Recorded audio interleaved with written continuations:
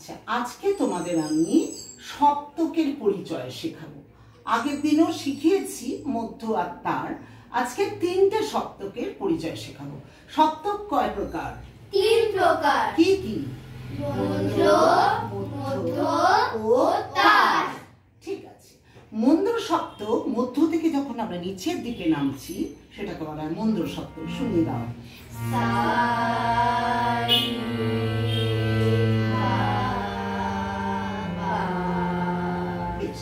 এবার মধ্য সপ্তক সা থেকে নি পর্যন্ত মধ্য।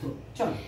সা রে গা মা পা ধা নি।